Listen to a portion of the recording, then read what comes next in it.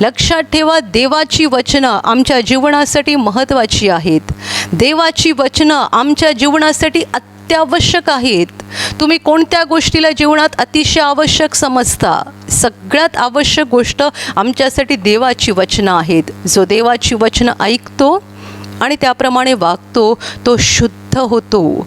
लक्षात ठेवा, जगाचे शब्द, जगाची शिकवण, जगातल्या सगळ्या गोष्टी या मला घाणेरड्या बनवतात, अशुद्ध बनवतात, अपवित्र बनवतात. आणि असे अशुद्ध आणि अपवित्र झाल्यामुळे आम्ही देवाकडे काही मागण्याच्या लायकीचे राहत नाही. आणि अशुद्ध आणि अपवित्र झाल्यामुळे त्या दुष्ट सैतानाला आमच्यावर फार मोठा अधिकार मिळतो. पण जेव्हा आम्ही देवाची वचनं ऐकतो आणि त्याप्रमाणे आमच्यामध्ये बदल करतो, त्यावेळेला आम्ही शुद्ध बनत जातो आणि सैतानाचा अधिकार आमच्यावरून संपायला लागतो. आमचं अंतकरण, आमचं हृदय हा एक फार मोठा खजिना आहे. तुम्ही त्याला खजिना म्हणू शकता, ज्यामध्ये बरंच काही साठलेलं आहे. वर्षानुवर्ष आम्ही जे काही शिकलो, जे काही ऐकलं, ते त्यामध्ये साठवून ठेवलेलं आहे.